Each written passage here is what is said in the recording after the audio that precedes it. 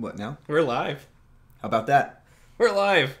That's exciting. We're alive. No, we're not. Of course, we're alive, but we're live streaming now, right? We're a live show. That's right. We're a live show. We are a live show. This is Subjectively Correct Sports, the only podcast and now live stream YouTube show featuring two guys talking sports and an assortment of other things that might embarrass the people we are closest to.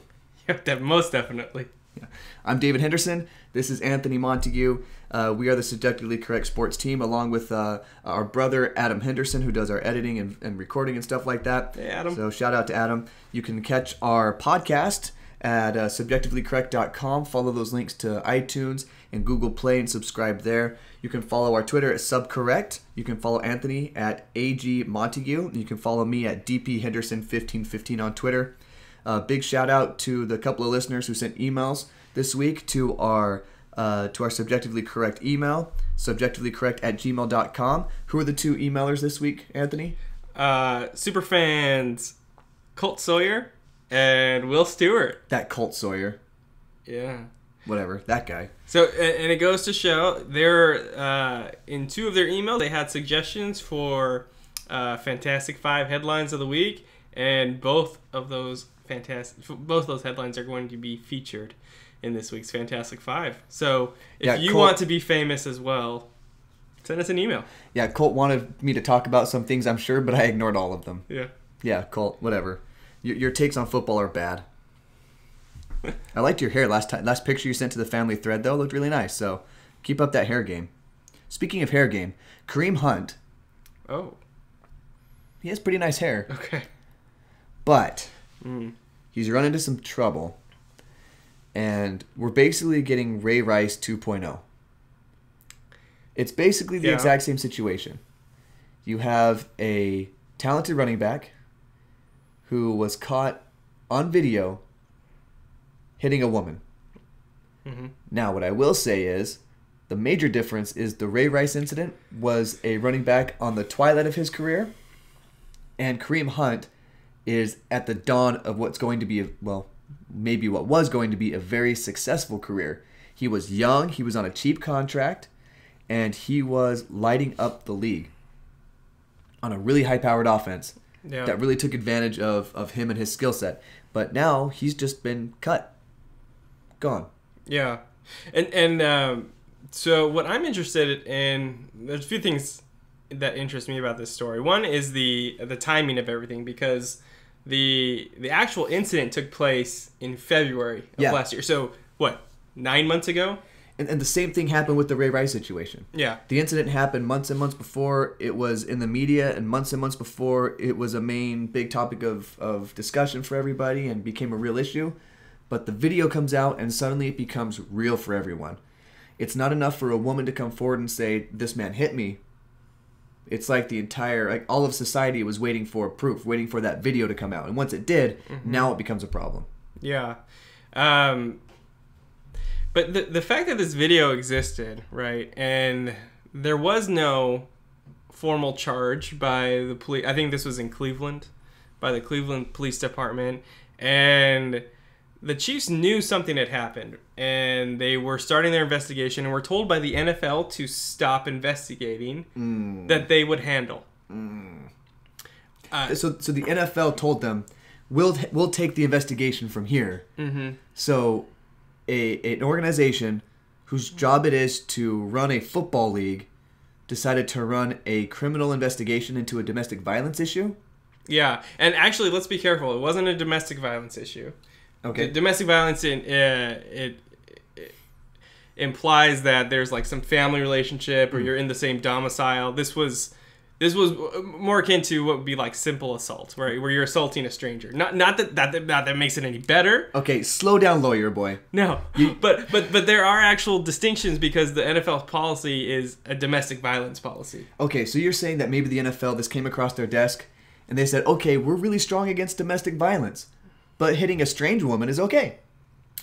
I'm hoping that's not what happened. But I wonder if that crossed their mind. They said this isn't quite domestic violence, and we're taking stands against domestic violence really strong, and this isn't quite domestic violence. So, Maybe. I don't know that they've I don't know that they've told anyone what their rationale was. But whatever it was, is they decided not to suspend Kareem Hunt at the time. He was on the commissioner's exempt list or something, which basically means he's still getting paid. He is now. Yeah. He is now. But at the time in February, or whenever whenever it came to their attention when they told the Chiefs to stand down, there was no action taken either by the police or by the Chiefs. And for the police, if you watch the video, yes, there's definitely assault. Do police always charge every instance of assault? No. Only if the person who has been assaulted wants to press charges, in which case they would have to do the whole 9 yards, whatever you. Yeah, they'd have to investigate, and if there was enough evidence, then yes, of course they charge them. And there was enough evidence here. I think there's a videotape. So here's my question: why is the NFL investigating criminal action by its players that takes place off the field? I understand if there's some allegations of cheating or there's some illegal activity, you're fixing games, or you're breaking into opposing teams' facilities, stealing playbooks, right? You're talking about Videogate? What'd they call that? Videogate? Filmgate? Yeah. I forgot what they called that one. So when it takes place on the field or it's action between two teams, I understand. Belichick Gate? What'd they call Spygate. that one? Spygate. Spygate. That flows off the tongue a lot better than Belichick Gate, which was always. Yeah. It's a good thing I don't name these things. So why is this organization that, I mean, I don't know how many people they have working there, but I don't know. I'd be surprised if they had like a team of ex-investigators working right in the NFL offices. Why is the NFL investigating criminal matters that has nothing to do with football? I think it has everything to do with PR. And when this situation was not in the public eye, when it was not in literally the public eye, because the public couldn't see what happened, they didn't care because it didn't affect their brand. But then this video comes out, and suddenly it's in the public perception. It's on the public eye, literally, because we can see it. And now they deal with it. Yeah. My view is that the NFL should only... That's fine. This is bad. I'm playing hurt. I got to tell everyone, I'm playing hurt here. I'm sick, but I'm here. This is my flu game. Okay? This is our first stream, and I'm sick. This is my flu game. I am Michael Jordan in the finals with the flu. So I'm getting ready to destroy this live streaming podcast. Flu game. So, all right, keep going. So flu, you get an L and an F. Wow, interesting. Are you saying I'm taking an L now? Is that what you're saying? You are taking an L and an F. Yeah. Well, I think the listeners are losing. It comes and goes. Yeah. You should see me try to teach my class. It's really hard to write on the board. Go. Mr. Henderson, are you dabbing? No, not everything's a dab, 13-year-old kid. Okay. Not everything's a dab. Anyway, what were you saying? So I don't think the NFL should be investigating unless it has something to do with football. I think a team has the right to hire or fire its players. Of course. Right? For whatever action or non-action that occurs, right? If they didn't like the way Kareem Hunt was dressed one day and decided that wasn't a good look for one of their football players, they could cut him, right? Let's leave the power to discipline players for off-the-field actions to the teams. Because I think what will happen eventually is that these teams are so concerned with PR as well. They're concerned with selling season tickets. They want an excited fan base. I mean, because the owners are the ones who stand to lose the most from bad PR, right? That's exactly right. That they will take averaging out all these situations, they will take the correct action. I think most of the time. Every once in a while, you're going to get a Washington Redskins that picks up a Reuben Foster on waivers the week he's released. Is it released from police custody or what? Well, what was it? He was accused a second time. Yeah. But he wasn't, there was no trial yet. Were there charges? I don't remember. But basically, the 49ers cut him because of the second domestic violence accusation against him from the same woman. Mm-hmm. And then they picked him up that same week. Yeah. I almost feel like maybe they like heard rumblings about the Kareem Hunt situation, and we're dipping their toe in that controversial water to see. Yeah. Let's grab Reuben Foster and see the backlash. And when they saw it, they were like, okay, we're not going to mess with Kareem Hunt then, because Kareem Hunt didn't get picked up by anybody. Right. Which is surprising because... Yeah, a much better player than Reuben Foster. And he's younger, he's on a cheaper contract, and now his earnability is a lot lower because of this situation. Well, I think this all goes back to the fact that there's a video, right? Flu game. It all goes back to there's a video Yeah. of Kareem Hunt, and we can put that action with him. We see him committing those acts, and it's hard to stomach. You know, this isn't okay. It's all bad. In my mind, this video wasn't as bad as the Ray Rice video in terms of my reaction to it. Yeah. But the intent to harm another person is still there, and it's unfortunate. And it's, I think cutting him was the right thing. I know people wanted the Chiefs to take action sooner in the day. I think they waited till that night once the video was released. So people are complaining that they didn't do it a few hours earlier? Yeah, I mean, Flu game. I think their action was swift and good, and in the aftermath, they've been saying they are still backing him as a person. They want to help him as a person, And they said they want him to get back into the NFL. That's right. And whether that's with them or another team, I think if he goes through the right rehabilitation, says the right things, does the right things, apologizes to the right people, maybe he can work his way back. And I hope he does, because I don't think we should live in a world where it's one strike and you're out. Everyone's going to make mistakes. Not everyone will make these kinds of mistakes. This was a big one. But I think we should be forgiving as a society. I think we are for the most part. So I hope he does the right things. I hope he's back in the NFL. He's a great player, and he made a really, really bad decision. But he can overcome this. All right. He wasn't the only one let go this week. I'm struggling. Yeah. How did he do it? How did Jordan do it? Okay. You're my Pippin. Okay. Okay. I need you. Okay. Speaking of needing things. Yeah. I needed Mike McCarthy to get fired. You and Aaron Rodgers. Yeah. Yeah. And it happened. And oh my goodness. I'm sorry. This is the worst it's been. You need to go get a drink? You want me to talk for a minute? I think I need to die for a night. I think I need to pass on for 8 hours. Yeah. 12 hours. 16 hours. And then come back into my body, healed and ready to go. I think they call that resurrection. Okay. I just need one of those. Yeah. If you can find me one of those, that'd be great. I might take a break and leave you solo here for a second. It's a good thing we're not recording this and live streaming at the same time. I'm telling you, we actually delayed doing this 2 days so that I could get right, according to what we were saying. Yeah. And I am not right now. Anyway, McCarthy's out. And I guess losing at home to the abysmal Arizona Cardinals will do that to you. Right? Like, I imagine like Aaron Rodgers was like walking out of their offices as McCarthy was walking in, and Aaron Rodgers gave him a little discount double check. Discount double check. I imagine it was more like a Jim from The Office thing where he looked at him and was just like, yeah, I can't do Jim from The Office. Only Jim can do Jim. That's what won him all those Emmys. I don't think he won any Emmys. Did he not?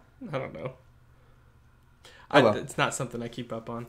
So they put in Joe Philbin as the former offensive coordinator. I think he was offensive coordinator. I forgot what he looked like. I'm going to look it up just so I can giggle at that. Okay. But I think most people feel like he's just a placeholder until the end of the season. Maybe auditioning for next season. But probably not the long-term guy to lead the Packers. So what type of coach should they be looking for? What kind of type of coach does Aaron Rodgers need? Sean McVay. Okay, they're not going to get Sean McVay. What they need is, and I really believe this, when you have a quarterback like Aaron Rodgers, you just need an offensive coordinator or a offensive coach, who can design good routes. Because what I've been reading, what I understand by the experts who study quarterback play, who study the NFL in depth, they study every snap of every game, and what they've said is the Packers run a rudimentary, simple offense. Which is bonkers to me, because you have one of the best quarterbacks to ever play when it comes to arm talent and when it comes to football knowledge, too. What was that? It's arm talent. Oh, so you're flexing? It's arm talent. Yeah. So his the best arm talent in the league, and you're running simple route packages. And so you'll see it with the Chiefs, you'll see it with the Rams, you'll see it with other really smart offensive teams. They'll scheme their guys open. And that just does not happen for the Packers. So Aaron Rodgers, who is not having a bad year, by the way. I mean, by Aaron Rodgers standards, it's not a great year, but I keep hearing that he's having a down year. Everyone's saying Aaron Rodgers is having a down year. Well, the Packers are having a down year. Yeah, but Aaron Rodgers is not. He's thrown for 3,504 yards so far. He has 7.6 yards per attempt, not per completion, 7.6 yards per attempt, 21 touchdowns, and 1 interception. Yeah. Okay? To compare that, would you say Drew Brees is having a better year than Aaron Rodgers? I think the layman's idea of who's having the best season right now is probably Drew Brees. He's probably the MVP frontrunner. 3,262 yards, so fewer. 8.5 yards per attempt, but whatever. 30 touchdowns and 3 interceptions. So, flu game. So while Drew Brees is having a great season, everyone's talking about him being an MVP, Aaron Rodgers is throwing for more yards and has turned the ball over less. Yet Aaron Rodgers is having a down year. So we need to stop equating winning with quarterback play. Aaron Rodgers has lost more yards to dropped passes than any other quarterback in the league this year. Yeah. And he's still putting up better numbers than Drew Brees with that team and those coaches. So those of you that are saying that Aaron Rodgers is having an off year or a down year or isn't leading his team to wins, cult. Super fan. Who we appreciate, but cult. He's not having a down year. He's just not winning. Yeah. And I think it's hard when you're the quarterback of a team, so much of the team's success depends on you that it's hard to disassociate how the team does to how well you do, how well you're perceived. I understand that it's his individual performance is good, is maybe great, okay? But the fact that his team's not doing well, it's hard for an individual performance to overcome that at the quarterback position. Right. And especially because... Not that it should be that way, but that's how it is. Right. And with basketball, it's so different because you're on the floor the entire time, offense and defense. If you're a great basketball player, if you're the LeBron Jameses of the world, if you're the Kawhi Leonards, you change the game on both sides of the floor. Thank you. I think they'd rather hear me cough. Okay. I'm just kidding. I love your Kawhi laugh. It's really good. Can we hear it again? Yeah, it's pretty solid. Thank you. I think that's a fan favorite. I haven't heard anyone say that. Yeah. We don't really hear from fans that We often. don't. We've heard from 2. Yeah. Thanks, guys. And let's check the live stream chat. No one. So, granted, no one knows we're doing this yet. This is just kind of like a test stream. This is a test stream. Yeah. So just so y'all know, I think we got big plans for 2019 in the subjectively correct sports world. I think expect more live streams. In fact, weekly at least. Weekly and maybe additional content to our standard weekly show. Still in the works. We'll see. And of course, the podcast will still be coming out like normal. Yeah, always podcast. Yeah. Always the podcast. That was really self-involved. Yeah. Merch. Get your merch. How could they get there? Get your merch. I'll sell you my own shirt. $25. Do you know how business works? There needs to be a markup. $26. Okay, there we go. Plus shipping and handling of $30, please. But anyway, everyone just calm down with Aaron Rodgers playing poorly. He's not playing poorly. He's playing poorly by Aaron Rodgers standards. Yeah, right? in one of our group texts, it was brought up, how many top quarterbacks have had such bad seasons, right? And so I decided to look at the 10 or so like consensus best quarterbacks of like the last 30 years, right? Everyone from Elway forward of the really good quarterbacks. And Nick Mullins? Was he on there? Mullins? Yeah. Is it 3 L's now? Mullins. Yeah. Well. No, he did not. He was close, but he did not make the cut. I figured he'd be close at least to the top 10 in the last 30 years. John Elway, Dan Marino, Brett Favre, Peyton Manning, Tom Brady, Aaron Rodgers, Drew Brees. Phil Rivers? I did not include old Phil Rivers. But but Oh, Phil. would be interesting to look at him as well. But anyways, of those best quarterbacks, Steve Young, Joe Montana, each of them has laid an egg or two in their career. At least one. At least one, or I better said their team has. They've had losing records and sometimes really bad records, with one exception, Tom Brady. Tom Brady's never had a losing season. System quarterback. How about that?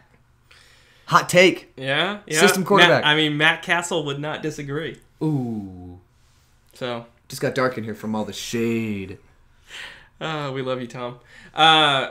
So yeah, it's gonna happen. Quarterbacks are gonna have, or teams with great quarterbacks even will have down years. I would love to see a dynamic, offensive-minded coach at the helm in Green Bay to see Just someone who can design plays that don't look like they're from the 1970s. Yeah, and it'll be interesting to see what they do. I think whoever they hire will be a good indication of where management sees this team going over the next 5 years, because we forget Aaron Rodgers is 35 years old. Yeah. Well, 35 is the new 34. It's true. I mean, Drew Brees and Tom Brady are still doing great things in their 39, 40, 41-year-old seasons. So. Yeah, so you think that maybe you have 3, 4, if you're lucky, 5 years of like peak Aaron Rodgers, or top 1, 2 arm talent Aaron Rodgers. And so what can you do? Who can you put around him over the next few years? Can you strengthen that offensive line? Can you get him some more weapons? Defense, the year they won the Super Bowl, in large part, was due to their amazing defense. So, you gotta improve both sides of the ball. And that's the thing. If you have Aaron Rodgers and you know he's going to take care of a lot of those, he's going to make everybody better on offense. Why don't you have one of the best defensive lines in football? Why don't you have one of the best secondaries in football? What have they been doing? Yeah, part of the issue is that he's the highest paid player in the NFL. And? Well, that limits. They have a salary cap, right? So they're limited in how much they can spend. Right, but look how limited their play has been. What I'm trying to say is, so Aaron Rodgers makes up for probably, you take mediocre wide receivers and they become good wide receivers. You take good wide receivers, they become great wide receivers when they play with Aaron Rodgers. The same way that A.J. Green can take Andy Dalton and make him look like a good quarterback when he's just not. Same kind of thing. So, but with a quarterback, you're not just doing that for one player, like A.J. Green does for one quarterback. He's doing it for the receivers and the tight ends. So, you give him all this money, but he's raising the level of play for all of your offense. And I'm not saying he's not worth the money. I'm just saying that there is a finite amount of money to work with. And if we're looking to the Green Bay Packers to add dynamic free agents, they will be limited because of that contract. Right. All right. So at this point in the season, we're... Hold up. My phone's been going off like crazy. Okay, so first of all, my sister Lisa has been blowing up my phone. Okay, shout out Lisa and the Moody's. Matt, thank you for watching our live stream. We appreciate that. She wants to bid Who's $11. Kevin? I don't know. Go Lions. Lisa wants to bid $11 Kevin, on your shirt. What? Lisa wants to bid $11 on your shirt. $11? Sold. What? Not yet, but sold if you get to the right price. You are bad at this. Okay. Who's Kevin? I don't know. He loves the Lions, though, and I'm down with that. That's okay. I was a Lions fan when Barry Sanders was running around. On Tecmo Super Bowl, he was a baller, man. Tecmo Super Bowl on the Nintendo, Barry Sanders. Barry Sanders. I would crush our video editor and brother Adam with some Barry Sanders action. Yeah. Bo Jackson was the cheat code, though. But no, you're talking about Tecmo Bowl. Oh, what were you talking about? I'm talking about Tecmo Super Bowl, which was the second Tecmo Bowl football game that they put on the Nintendo. Mm-hmm. Speaking of Nintendo, we talked last week about the bubble teams, like the bubble good teams. You know what I mean? So bubble good. Yeah, bubble good. The Rams are good. The Saints are good. The Chiefs are good. Coconut shrimp's good. The Chargers, we have the Chargers listed flu game. Chargers listed as your fourth flu game. And did you decide the Patriots were a bubble good team, or did you decide that they were a legit good team? I forgot what you said last week. They're a zombie good team. Every time we count them out, we think they're dead. They just come back. Much like Tom Brady. He might be playing into his 80s, He does look like Frankenstein. If Frankenstein had perfect skin. And hair. And hair. Mm-hmm. I bet he uses Giselle's beauty products. Yeah, why not? I bet, like, if you go into their shower, there's just, like, one little shelf, and it has, like, Brazilian shampoos and body washes and lotions, and he uses all of those. Superfan Kevin says, if we could clone Barry Sanders and have him play every position, the Lions would be unstoppable. Yes, they would. Maybe. Yes, they would. Could you imagine? They would be untouchable, for sure. Well, okay, so imagine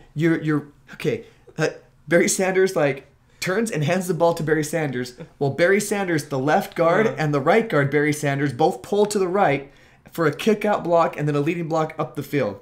Okay? First of all, his thighs. We've already talked about his thighs and how they're top 10 NFL thighs of all time. Yeah, right? I think he occupies 1 through 3. Because his thighs are that awesome? His thighs are so wide. Right? And so he could play line. Okay? Yeah. He'd be a awesome threat running the ball as a quarterback, but then you turn it to him, he runs it. I mean, I see what Kevin's talking about. Yeah. I'm with Kevin on this. Okay. Wasn't on our show sheet. Yeah.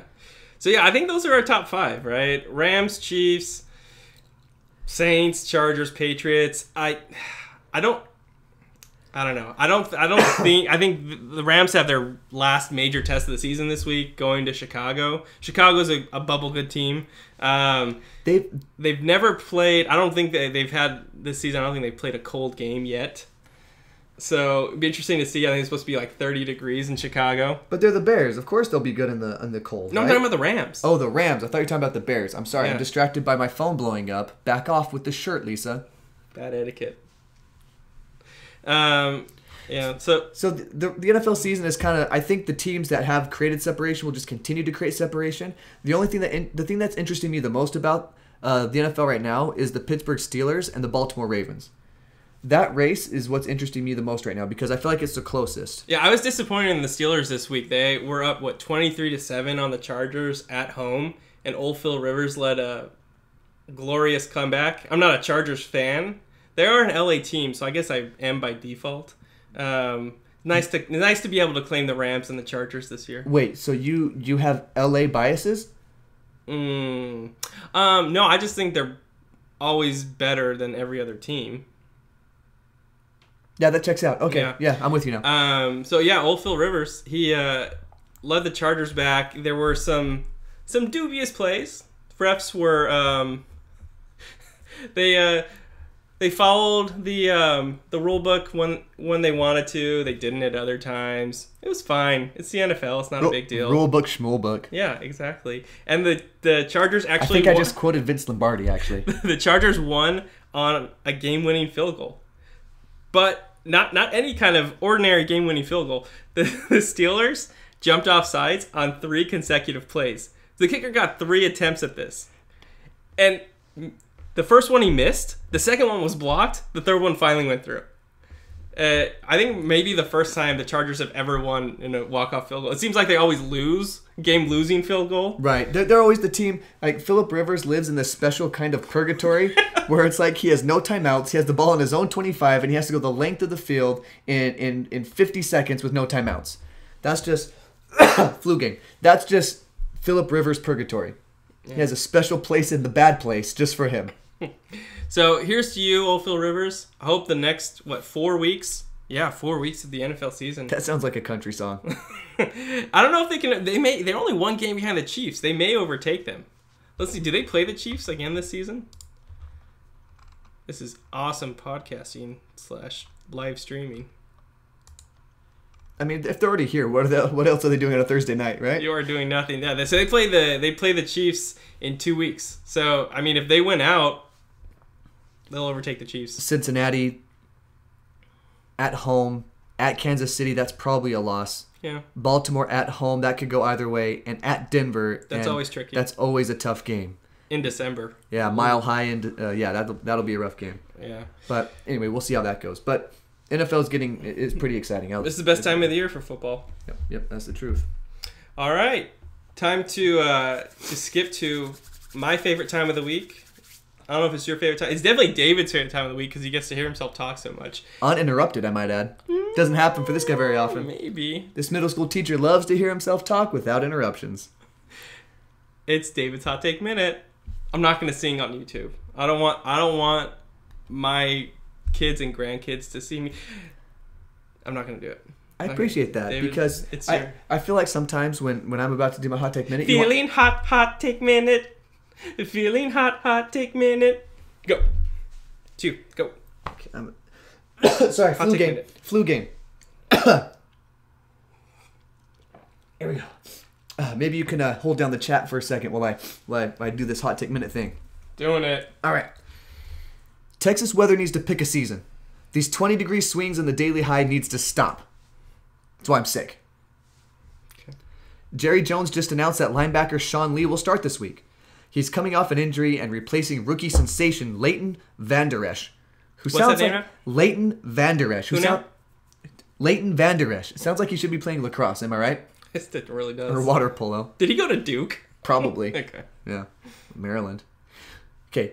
He's replacing rookie sensation Leighton Vander Esch, who has been killing it lately. Jerry, I'm only saying this because I don't love you. Stop making coaching decisions. You're not the coach. The puppet Jason Garrett is. Cut the strings, Jerry. Cut the strings. Dallas Cowboy football. Speaking of puppets, Pinocchio. Disney's going to take all of our money by remaking their animated movies. Okay. Anthony, what part could I play in a live-action Disney remake? Prince Eric on a hunger strike. I'll take it. Okay. I'll take it. Okay. At least he's a prince, right? Yeah. And whatever. Basketball is so petty. It's basically a soap opera that guys won't be made fun of for following religiously. All of my point guards. As the suns burn. The Nick Young and the net swish. Huh? Okay. Huh? Okay. General Rondo Spittle. Rhonda Spittle. Uh-huh. Okay. General Rondo Spittle. Like General Hospital. Mm-hmm. Hey, did you get it? Yeah. Okay, well, that's all I've got. Anthony, you've got a lot to say during tonight's Hot Take Minute. You want to add? Nopers. Not tonight. All right. Good contribution. Thank you. College football is going to move to an 8-team playoff. Then, the 9 and 10 seeds will whine and complain until there are 2 play-in games while the other teams get buys. Yeah. Then, they'll just expand it to 16 teams. The NCAA and the schools will make billions more dollars, and the athletes will get none of it. Urban Meyer is retiring from coaching like I'm retiring from making my wife angry. I understand he has health concerns, but when he gets right, he will be back running a program until the block gets too hot, and he'll have to leave. USA Today is reporting that Tim Tebow is, quote, 1 step away from the majors. Well, can we call the Mets a major league team these days? Hey, they traded for Robinson Cano. Yeah, I'm just saying. Okay. Major league team. Yeah. Major league. Anthony, tonight is the night. I've been doing visualization exercises, right? Visualization. And I've seen it happen already. I'm going to beat you at ping pong tonight. It's going to happen. No. Definitely not going to happen. Yep, going to happen. Yeah. I saw it. I've been visualizing all week. And it's going to happen. No. I'm not going to. I don't think I'll ever play you again. There's no point. Flu game. Kevin, we confused Kevin. How so? You said college football is going to an 8-team playoff. Not really going. Not spreading the news. We don't break news. This is David's. This is not a news breaking entity. This is David's prediction. Yeah, right? yeah. It'll happen. I give it a couple years. I don't think it should. Why not? I like it at 4. I like the drama. I like that some teams that maybe should make it don't. If anything, maybe a 6 team and you give buys to the top 2. Let's go into college football. Okay, so Alabama made it. Clemson. But we all. I mean, you mentioned last week that they've been blowing everybody out, even the great teams in the college football. They were beating everybody by at least 21 points, which is insane. We haven't seen that. And then Georgia rolls into town and should have won that game. Georgia should have won that game. Yeah. Well, I think I read a stat that of the last 2 games they played, so they met in last year's college football playoff in the championship game. And so out of the last 120 minutes they've played, Alabama's led for 1 minute. That's insane. I think that's the stat. Someone check me on that, but I think that's the stat. Well, because the championship, it was basically the last play. Uh-huh. And then this last time, they won with just a few minutes left. And it was Jalen Hurts throwing the ball. Under a minute, yeah. That got them there. That was crazy to me. It was like, you couldn't write that. Coolest story of the college football season. It was crazy. So, Tua Tagovailoa, who I love saying his name. Taco Viola. I love saying his name because I can get it right. Yeah. And he was leading the team. Basically became a hero and won the starting job by making a couple of really big throws in the championship game late to win it. And then Jalen Hurts does the exact same thing, but in the SEC championship game. That's just crazy. You can't write that. You can't script that and have people believe it. That's one of those, like, remember the Titans endings where it's like, oh, let's just make up a play on the spot and do a reverse and have our quarterback block 15 people. Yeah. Come on, Denzel. You're better than that. The entire curmudgeon persona melted away from Nick Saban in the post-game interview. His voice cracked. Yeah, he was on the verge of tears. Yes, he's definitely a mudgeon. Yeah. Okay, maybe it's just that I listened to a few podcasts about him, but I love Nick Saban, and I feel like he really loves his players, and I'm excited. I like this team. I hope they go undefeated just because I think they would go down as the best team in modern college football. In the modern era. So, well, are you one of those that feels like for a team really to be great, they have to overcome some adversities and things like that? Or would you rather see a team just dominate everybody? Because at least entertainment-wise, that's not that entertaining to see a team just blow everybody out. It's not that entertaining. But when it comes to, if you want a team to be considered great, do you feel like they have to overcome some adversity, like trailing late against Georgia? Yeah, I mean, I think it's good for them as a team, and I think it's good for us as viewers for there to be drama. Yeah. But if I'm thinking of, like, the most dominant team of all time, I think it actually works against them to have had close games, right? I mean, if they're just blowing everyone out, the only true measure is against your competition. Yeah. And so if you're blowing every team out, then it's hard to not say that you're one of the best of all time. So this was their closest game of the season. They only won by a touchdown. Every other game before that, they had won by at least, what did we say it was? 21 or 22? 23, 22 points. It was 3 scores. Yeah, at least 3 touchdowns. So they get, who do they get? Oklahoma. They get Oklahoma in the first round of the college football playoff. Notre Dame faces Clemson. I think we're going to have a Clemson-Alabama final. And how do you feel about Notre Dame not playing a conference championship? I think it's fine. I mean, my only thing is as long as they have the strength of schedule, as long as they have the record, I don't think Notre Dame gets in if they're not undefeated, right? And their strength of schedule, again, someone check me on this, I believe it was stronger than Alabama's, which seems weird because Alabama beat 5 top 25 ranked teams. But if you look at strength of schedule, I think Notre Dame's was actually stronger than Alabama's. So it's not like they didn't, because they're independent, they do schedule a lot of good teams, right? Yeah. Even if they're not a top 10 team, playing and beating a Michigan. USC had a down year, but in any given game, USC might win, right? And they had some other okay wins this year. And that's the thing. I think especially early in the year, beating name recognition teams is important because you never know how the standings are going to shake out by the end of the year. So you just got to beat those name recognition teams. You beat the USCs, right? You don't want to roll over Appalachian State early in the year. That doesn't do anything for you. Yeah, Citadel. Well, they were up at halftime. Has anyone confirmed where is Citadel?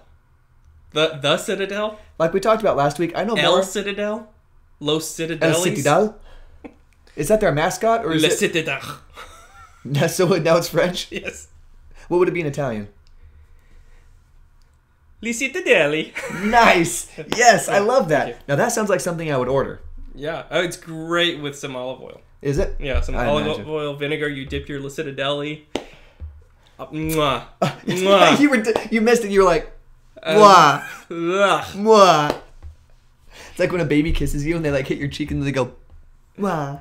The one team I do feel bad for UCF. Like they can't do anything to get in. Now if their quarterback, McKenzie, what's his last name? Milton. I'm sorry, it was easier to remember the first name for obvious reasons. MK. Okay. McKenzie, right? If he was still playing, if he was still active, if he was still healthy, do you think they would have put them in the playoff? Because losing him obviously hurt their chances of beating any of these teams. Yeah. I mean, when are they going to get rewarded, though? This is disappointing for me because what do these other teams have to do to get a chance? Because how dramatic would that be? In the NCAA in basketball, there's 64 teams, and the 16th seed has a shot. It's only happened once that they've won a game. Right? Shout out to Stu Gatz for calling that, by the way. But Stu Gatz from the Dan Le Batard Show, he called it. Why are we shouting out? I don't know. He's the competition, David. Yeah, I'm sure we're right up there with them. We've got 6 watchers. They call those viewers. Oh. Is that what they call them? 6 watchers. Hey, watchers. What do you want us to call you? Hey, watcher. Hey, watcher. Hey, fan. But, okay, what were we talking about? How can UCF get in? And what do they have to do? They play good teams. They beat teams. Okay. What I mean by that is last year they beat Auburn, I guess is what I mean by that. They beat Auburn in a bowl game last year. Yeah, I think they just have to be in a better conference. I think is it. Because their strength of schedule was, I think, over 100 this year. So, and compared to Alabama and Notre Dame. That's rank, right? So they were ranked 100. Yeah, so their schedule is like the 104th hardest schedule, right? Which, if you're having the 104th hardest schedule, even if you win all your games, that doesn't tell us that much about your team. I mean, it tells us you're good against weak competition, is what it tells us. And so, now it's not all their fault, right? I mean, if an Alabama or a Clemson, a Georgia won't play them, because they're not in their conference, and what do they have to gain from playing them, right? It's hard. That's why it's hard for these independent teams, other than a Notre Dame that has this name recognition, this national history. Rudy. If you're independent, or if you're from a non-major conference, you're probably just not going to get in. You have to have maybe they've had 2 years of undefeated. I mean, they make their name in a bowl game, right?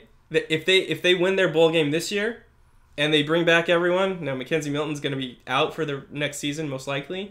But if they brought back everyone, they won their bowl game against who? LSU? I think that's their bowl game this year. LSU? But LSU's lost some games and stuff. I don't know. Yeah, they're 9-3, but they're still good. I mean, they beat Georgia earlier in the year. So they win those bowl games. I mean, that's kind of what happened with Boise State, right? Boise State had to go undefeated. They had to win some bowl games, some big upsets, and then they finally got the national recognition. Unfortunately, they never put together the season they needed, right? Well, I imagine the same thing would happen to UCF, in all honesty. Like, I wish they had their shot in the college football playoff, but at the same time, if they move up to a bigger conference, even the ACC, which isn't a great football conference, it's just kind of been dominated by Clemson, but even if they had their shot in the ACC against better competition, I imagine they would kind of fizzle away a little bit like we talked about. But it would be a fun story. It'd be a cool story to see a team like that get a shot. You know what I mean? It would be like Miracle. The Miracle on Ice, except they would probably lose to Russia. So the other college football news of the week was Urban Meyer stepping down. You mentioned that in your hot take minute. Yeah. So he did it for health reasons, which is the same reason he stepped down from Florida 8 years ago or so. Yeah. Took a year off. Yeah. Went into sports commentary, analyzing. Did he? Yeah, he was. I don't even remember. He was a talking head for a year. He was not a good one. He was funny how that works. Very dispassionate. He was a little Jason Witten. Sure. I don't. Sorry, Whit. And not sorry. So the question is he stepping down because he's really burnt out and has these health reasons? Or is he stepping out because Ohio State didn't have his back at the beginning of the season? Yeah, because I see what you're saying. But I think the block's just getting too hot. I think in Florida, he basically had a bunch of guys who were getting in a lot of trouble in his huddle. And then Tim Tebow kind of cast a halo around that entire huddle. Mm-hmm. And kind of kept all that stuff away from the program because look at this angelic person kneeling down and praying before games and stuff, right? So that kind of helped keep the schmuck off of him, right? I don't know why I said keep that mud off of him. What do you want me to say there? I don't know. Okay, it kept all that stuff away from Urban Meyer. The dirt. That's probably better. Schmuck is a better way to say dirt. But anyway, it kept all that dirt off of him, right? And so, flu game. So the same things are happening to him at Ohio State now, right? He's got his championship. Yeah. He's got the same things he's had in Florida, successful program and stuff. He's built a good program, and now people are starting looking at the program more closely with this Kevin Smith stuff and all. The coach, Doug, is it Doug Smith? Kevin Smith, the movie guy. Yeah. Whatever. I mean, Is it Doug Smith? I don't know. Assistant Smith. That guy. Mr. Smith. That sounds like someone who would be in a spy movie. Yeah, Mr. and Mrs. Smith was a spy movie. Called it. I should be in movies. Like, not in the movies. I don't want to take away, like, all the shine from them. You want to be in the biz? I think so. I think I could. In the industry? I think I could. I think I think I could make cameos, but what I'd be afraid to do is be on screen the same time as some of the stars to take away from their shine. You don't want to take the distract. spotlight. Exactly. Because, you put me up to, like, Leonardo DiCaprio, for instance, and suddenly Leonardo DiCaprio looks a little less attractive. You never, as a star, you never work with animals, children, or hunger-stricken Prince Eric. Right. Or someone hotter than you is what, know, or someone hotter than you is what I was thinking, right? Got it. Because then it takes your shine down a little bit. Okay. Right? Okay. Right. So I think I could do that. So, taking into account the how he leaves his program, Urban Meyer, how he's left his program at Florida and now Ohio State with a bit of controversy, would you want him as your head coach? If you're a fan of college football team, would you want him as the head coach of that team? And here's what we know about Urban Meyer. He went to Bowling Green as his first head coaching stop. Successful seasons. Then went on to Utah. Very successful. 2 seasons, I think, there. Very successful. Undefeated. He put that program on the map. Then he went to Florida for 6 seasons. Won 2 national championships. Then he went to Ohio State. Brought them back. They had a pretty big fall from grace. Brought that program back. Won a national championship. He's won everywhere he's gone. He's never had a losing season. He just wins football games. He's 54 years old. Nick Saban's 68. Which is 54 is young for a head coach. So he's got time, and I think if his health holds up, I think he's going back to coaching at some point. It's hard. I think these guys, these head coach personalities, they sometimes go away from the game, but they can't stay away. Yeah. It's rare that someone will go to John Gruden, good example. He stayed away for a long time, but the bug finally caught up with him. John Madden's maybe the only one. $10 million caught up with him. Yeah. $10 million that I don't know if he's earning right now. And someone would pay Urban Meyer $10 million to coach there. You think so? College? I think so. Pro? Would you, if you were an NFL team, would you consider Urban Meyer as a head coach? Because the pro game and college game are so different when it comes to relationships with players. Yeah. Recruiting is very different. The amount of control you have in your program is very different. So I don't know. Nick Saban didn't work out in the NFL, but he's one of the best college football coaches, if not the best college football coach of all time. So, I think the big difference between college and the pros is this recruiting aspect, right? And if you're a great recruiter, you can be just a decent or okay X's and O's coach and have a great product. You see that with like John Calipari, who is recruiting always like the best or second best class. It goes great with Ciderali.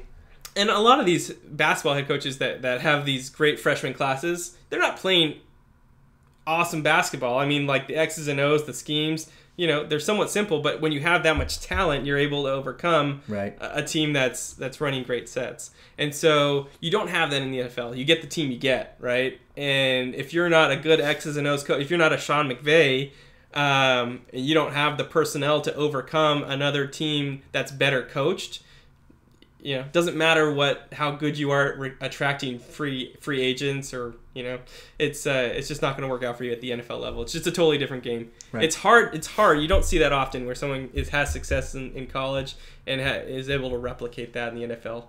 I mean, Pete Carroll, Jimmy Johnson. Did Jimmy Johnson coach in college? Maybe I'm thinking Barry Switzer. But he kind of took over Jimmy Johnson's program. Anyways, I don't know if he goes to the NFL. I think he's a great college coach. And I think if he's going to go back, he'll go back to college. Yeah. Well, it's now time for one of my favorite parts of the show, where we sit around and listen to Anthony talk. Okay. With minor interruptions from me. Just kind of paint it back a little bit. So now we have the Fantastic 5 headlines of the week. So Anthony, you ready with your headlines? Ready. All right, hit him up with the Fantastic 5 headlines this week. I think we got 2 from listeners this week. 2 from listeners. First one from superfan Colt Sawyer. Surgeon who burned initials into livers of 2 patients fined £10,000. So this surgeon in the UK, Simon Bramhall.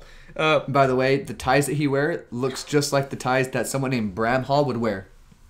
He was charged and pled guilty to 2 counts of assault by beating. That's the British phrase, I guess, of when you take a laser beam. A surgical laser beam. A surgical laser beam and write your initials on someone's liver. Assault should be assault by beaming. Am I right? Right, or lasering, right? Yeah. So apparently, back in 2013, he had a patient open, and a nurse noticed that after the procedure was done, he was kind of moving. It looked like he was making a signature on someone's liver with the beam, and the nurse asked what he's doing. He goes, "This is what I do." It's just what I do. Yeah, I do this. That's the actual quote. I do this. And I imagine like he's got all of his surgical stuff on. He's down there like right by the body. You got to get close, I imagine, to get down to that liver. And he's like, "Hey, what are you doing?" "This is what I do." Yeah. Keep going. And he was probably hitting on the nurse when he said that too. Looking at better. "This is what I do." Maybe. So I need to stop watching hospital shows. So apparently, this procedure with the laser, it's not painful. It doesn't hurt the patient at all. Like there's no negative side effect to it. I really hope the patient's asleep while they're open and their liver's Yeah, exposed. they're asleep. I assume they're asleep. I don't know how they do things in Britland, but I assume Britland. I assume they're asleep. And but no, it doesn't hurt them. It doesn't really affect them at all. The only reason this would ever be known is because a nurse saw it happen. Right. And here's what he was fined £10,000, and then he was ordered to work 120 hours for free. Oh, so he's basically doing pro bono work as a surgeon? But here's the thing. Why would the punishment for the guy who's doing his job incorrectly, poorly, illegally, why would his punishment be do more of your work? So I think they're like, okay, so you've been signing your name. We're going to punish you, and now he's probably going to sign worse things onto people's livers and pancreases. He's going to tell the staff, leave the room. And he's gonna write poems. I mean, he's gonna go to town on these livers, folks. There once was a man with a liver. I can't finish it. Yeah. But here's my thing. My surgery's so good it make you quiver. I want the doctor who's going to sign my liver. Why is that? I want a doctor who's going to put his name on it, right?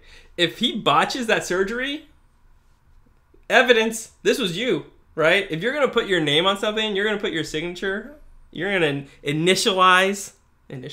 You're going to initialate some work. That means you're proud of it. You're taking ownership of it. And that's the kind of surgeon I want. Makes sense to me. Missouri police recover stolen inflatable colon. So that happened. There's the picture. Wow. Yeah. That is a big inflatable colon. So police in... Is that what my colon looks like? Yeah, except maybe like 1/10 the size. Oh, okay. Or 1/100th. So police in Kansas City, they recovered this. Imagine a like 10-foot high colon, inflatable, like the wavy arms guys like that, but a colon. Okay. It's actually one of those guys' colon, okay? And so someone stole it from a driveway. First of all... Why was it in a driveway? Why do you put your colon in a driveway? Everyone knows you keep your colon in the garage, okay? Not in the driveway. Truth. And occasionally in the backyard. Occasionally, but never in the driveway. Yeah. I love... So the police, they were hot on the case. And they tweeted out, "Breaking, we have recovered the stolen colon." So good for them. They've recovered the 10-foot wide by 10-foot tall, 150 pound colon. Dang. And meanwhile, the Cancer Coalition, colon Cancer Coalition, which was the group that owned this colon inflatable. It's such a weird story. They started like a GoFundMe and raised $11,000 in the process. And they were so happy that they issued a press release that said that thanks to the generous donations, we have stormed past our fundraising goal and are able to secure not just one, but 2 replacements. Good. So they lost the one, can buy 2 more with the donations that people gave them, and so now they have 3 inflatable colons. And they have the recovered one. Yeah, they have. So now you have 3 inflatable colons, right? So I guess I don't really have a nice way to tie this up. You no. Something about farts. Moving on. Okay. Students film rat inside Florida high school vending machine because Florida. Of course, Florida, right? We always put this under the Florida man category. Mm-hmm. There's always one Florida story per episode. Yeah. And this week it's rats invading vending machines at high schools. Not a lot to say here, other than rats are invading vending machines in high schools in Florida. So stay safe out there, friends. There's a cheese theme park in South Korea with cheese wheel buildings, and it's just as glorious as it sounds. That's a very 2018 blog headline, right? So there is. I looked it up. There's this theme park. It was founded, I think, in 2004, and it's all cheese related. There's 32 attractions. If you're a cheese fanatic, this is where you want to spend your vacation. This is where you want to spend your time. It's I have it on a good account that it's a great place. Nope. Be a good place to visit. I know. I heard you. Gouda is a type of cheese, right? It is. Yeah. Gritty interview. That's the headline. Gritty interview. All right, so Sports Illustrated Gritty conducted an interview with your favorite mascot, my favorite mascot, David's favorite mascot. The world's favorite mascot. The world's only mascot, in my opinion. No other mascot can hold a candle to Gritty, the Philadelphia Flyers mascot. Has he rung the bell at Wall Street yet? I don't think they would let him anywhere near. Has he led the Pledge of Allegiance at the UN yet? Do they do that at the UN? I pledge to the world? I pledge allegiance to the world. I doubt that's a thing. Yeah, it probably shouldn't be. Yeah. That'd be kind of a little arrogant of the United States to... So Sports Illustrated did a one-on-one interview with Gritty. And we're going to do this? Are we going to reenact it? Let's reenact it, David. Why don't you be the Sports Illustrated interviewer? Okay. And I'm going to become Gritty. All right. Need a minute? Need a minute to get into character? Okay. I think I'm there. You good? I think I'm there. Let me clear the old throat. Okay, you ready? Let's we don't have time to read all this, but let's do some Q&A. Okay. And this is SI reporter Charlotte Wilder. Okay. What's it been like to be an overnight celebrity? It feels awfully similar to being a daytime celebrity, but I'm sleeping. When did you realize you were a star? I've always been a star. How do you handle the fame and stay grounded? Never been grounded. See above. Has it changed you? Once a grit, always grit. What's the craziest thing that's happened as a famous amorphous monster now? First off, I'm a gritty. Secondly, can you believe they let me into the Flyers games for free? I'm sorry. We did that. I'm not sorry. Those are your Fantastic Five headlines of the week. All right, let's transition into baseball offseason. Not much to say here. I guess the one of the bigger moves that went down this week. I'm surprised 4 of you are still watching. Wow, congratulations to you. I'm not. Those 4 people that saw the gritty interview done by a fake reporter with the cough that can't be stopped. Yeah. I mean, that was gold right there. You're welcome. You're welcome. Paul Goldschmidt traded from the Arizona Diamondbacks to the St. Louis Cardinals. As a Dodger fan, I'm super happy that the Dodgers don't have to see him 18 times this season. Instead, they only get to see him like 7 times. And something that's interesting that I saw with this whole trade was that the Cardinals had more errors at first base than any other team last year. Yeah. And he's a 3-time Gold Glover. So that's really going to help them, not only on offense, because we know he's got a bat, and your name is Goldschmidt. If your name is Goldschmidt and you play baseball, you're going to rake. That may have been the jerkiest thing I've ever said on the show.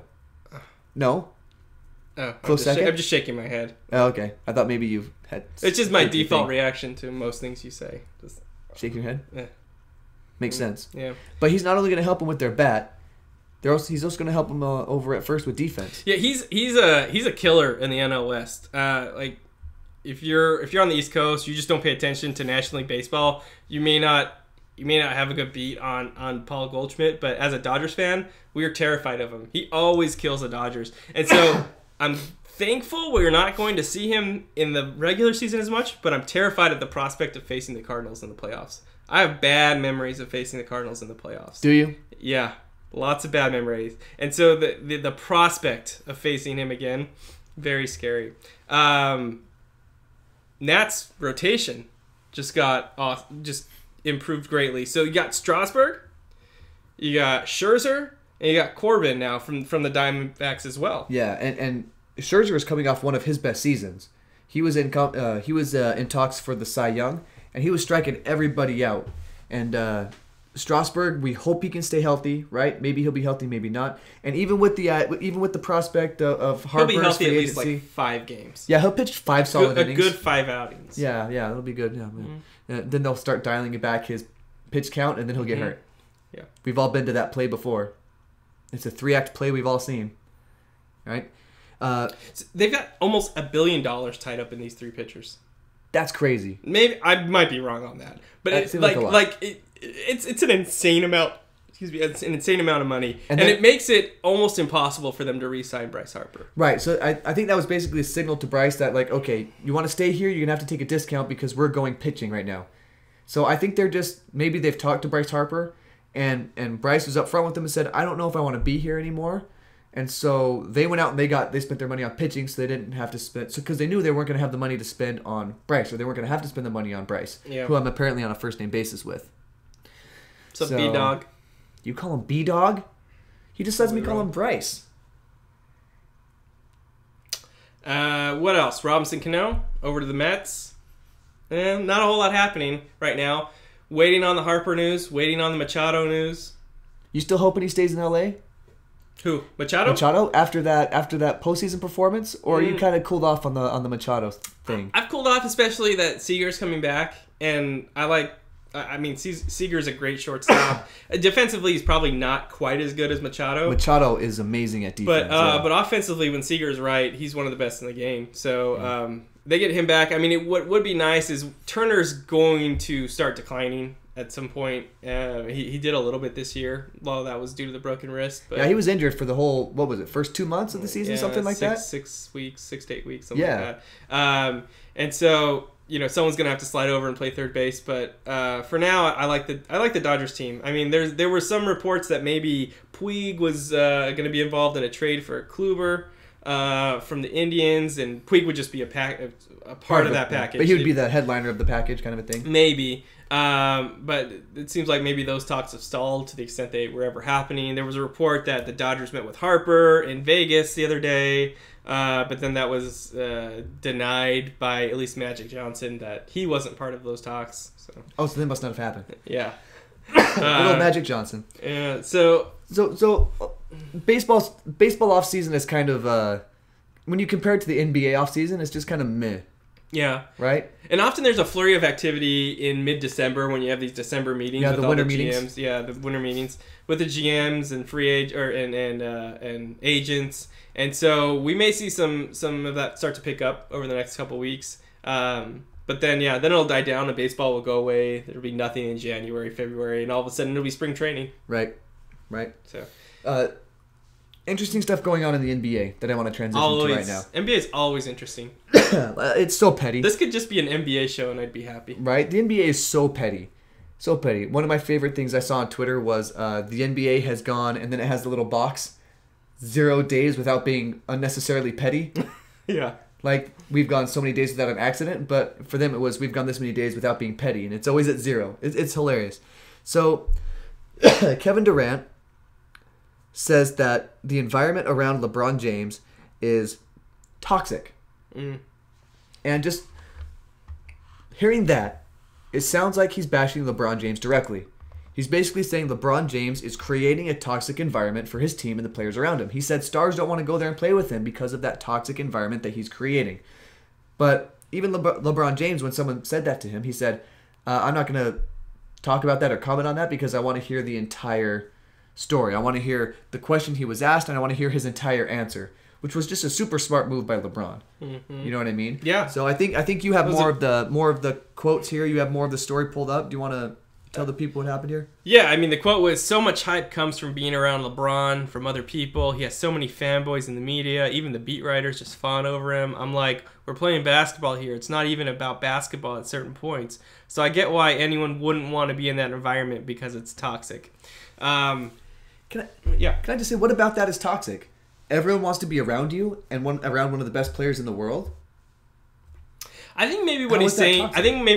Is that the beat writers and the people in the media who are fanboys of LeBron James are always going to give LeBron James the benefit of the doubt. And so if his team's underperforming, well, it can't be LeBron because LeBron's the best, and so it must be Brandon Ingram. It must be Kevin Love. It must be Chris Bosh, right? Like, why aren't these teams, if they have the best player, why aren't they performing at best team level? Well, he's kind of earned that, hasn't he? Yeah, no, I'm not saying it's wrong. Yeah, I think that can be true, but it's probably also discouraging when you're one of those players and you feel like you are doing well, you are pulling your weight, and the team's just not doing as well as it maybe should be, and LeBron's not getting any of that blame. I could see how that would be frustrating as a complimentary player, right? That's the thing. If you're just a complimentary player in the NBA, you would love to play with LeBron James because he's going to make you better. And if I were one of those not quite a star but a good player in the NBA that was maybe a decent starter, but not like an all-star, not someone who's a highly coveted free agent or something like that, I would love to play with LeBron because I'm going to look really great when I'm with him, and then I'm going to get a big fat contract when I go somewhere else because I'm going to look like a better player. My stats are going to be better because I'm playing with LeBron. And I think KD is saying guys like Kawhi Leonard, guys like me, I think is what he's saying also. He's saying we don't want to go and play with him because of this environment. I think Kevin Durant just wants that attention so bad. And so he goes to the Warriors and Steph Curry goes out and gets hurt and they start losing. Steph Curry comes back and they start winning again. And I feel like he's feeling like, okay, it's not me that's creating the winning and getting all this love. It's Steph that's getting all this love because people think it's because of him that we're winning all these games. I think that's in his head a little bit. I mean, yeah. KD's always in his head. I think there could also because his head is him, so of course he's in his head. But I think these things are getting into his head and causing reactions like this to LeBron being better than him. Well, and I think it could also be he does not want a top-level free agent to go to LA. Right? So you think he's playing mind games? He's putting out there that it's toxic? Yeah, and part of the quote I don't have pulled up, but he was basically saying, you know, you've got someone like Kawhi who's ball dominant as well. Why would he want to play with LeBron? Like, so he's even talking about style of play. Yeah, and he's actually calling out players like, oh, he wouldn't want to go play with LeBron. And so if you're Kawhi hearing that, whether Kawhi owns a TV or knows what like media is, TBD, right? But if you're Kawhi and you hear that and you start thinking, oh, maybe he's right. Like, I would be LeBron's wingman. I'd be the Pippen, right? I wouldn't get the attention. And so in the NBA where everyone's got an ego, and you have Kevin Durant saying those things about playing with LeBron, it could deter some people from signing there. I don't know that some people, right? So I know there are big egos in the NBA. There are big egos whenever you're at the highest level of any sport or any industry at all. Yeah. There are going to be big egos. I mean, look what Kyrie Irving did. He wanted to be the guy on a team, so he went to Boston. He wanted to be out from under LeBron's shadow, right? But man, all this talk about you secure your legacy when you get a championship. I'm surprised more people don't flock to wherever LeBron is, work real hard to get that championship, and then they're golden for the rest of their careers. Mm-hmm. I mean, you get the benefit of the doubt for the rest of your career, the same way LeBron gets the benefit of the doubt for the rest of his career because he won those championships in Miami, and then he won them in Cleveland. LeBron James is golden. If he doesn't win another championship, he'll still be considered the best player of all time. But I'm surprised that other players aren't like flocking to these super teams like Kevin Durant. He did the same thing. I know. He did the same thing that he's telling other players and stars not to do. That's the laughable thing about all this. I understand. you can't be Kevin Durant and tell other players that you don't want to go play with another star. Like, that's exactly what he did, right? Yeah, yeah. If he were being true to himself, he would have gone to the Knicks, or he would have gone to some team that didn't have some established star. He wouldn't have gone to a team that just won the finals the year before and just came off a 73 win season, right? So KD, I mean, he's a great player. Yeah, absolutely. Phenomenal, but he's pretty annoying, man. Like, half the time I think he just starts talking and doesn't really know what he's saying. Like, doesn't know where he's going to end up. He's just talking to talk. So it's like he's in the air, he's doing his flip, and then he's like, I don't know how I'm going to land this. Yeah. And then he ends up landing, and he's like, how'd I do? Did he say in the wrong direction? Yeah, I don't know what is behind these comments that he's making. Yeah. And I don't think he does himself. I think he just says things. I just do things. That was a Joker impression. Yeah. It's pretty good. David, we're like over an hour into this show. Yep. I think it's time to wrap things up, but I did want to mention Markelle Fultz finally got a diagnosis. Thoracic outlet syndrome. Apparently he went to 10 specialists to get this diagnosis. And what I found interesting, do you know what it does? Do you know what they say it does? It's like nerve damage, right? Yeah, around your collarbone and shoulder. It affects the way your mind interacts with and communicates with your shoulder and muscles in your arm. And so basically that's what they're saying is messing up his shooting. Because of that, what's it called? Thoracic outlet syndrome. I think I went to a park once. Thoracic Park. Thoracic Park. That could have been better. I know. That's my jam. Like the opportunity. I think you is lost there. the world on that one. I lost the world? Yeah, Thoracic Park lost. Oh, see, that could have been better too. It could have, but it was really good already. Was it? Yeah. Was it? Anyway. Yeah, so it'll be interesting to see. And what's interesting to me is that they say it can be treated with therapy. So. Why did it take a year to diagnose this?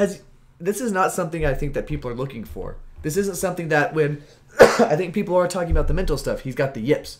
Yeah. Right? No one was thinking that he had some sort of nerve issue in his arm. So if this really is the case, and if he can get right, imagine how good the 76ers can be if Markelle Fultz gets to full strength and can shoot the ball. Gets to full strength. Again. If he goes back to I call that like my train derailing. So he gets a toot for derailing the train of thought there. It's gone. But yeah, can you imagine that team with Jimmy Butler and Bede and Simmons and then Fultz at full strength? I mean, they're already a great team with the addition of Butler, but now. Yeah.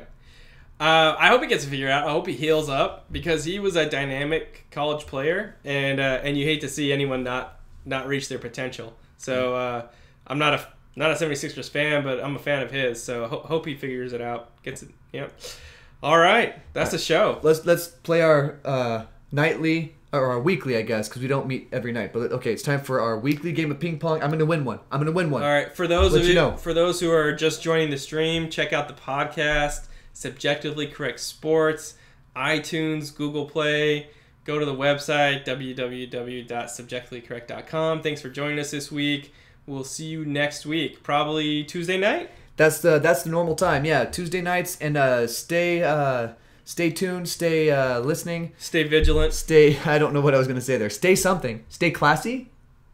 Huh? That seems original. Stay classy. And for news about our podcast and other things we have going on, we're real excited to make some changes in 2019. So stay tuned for those.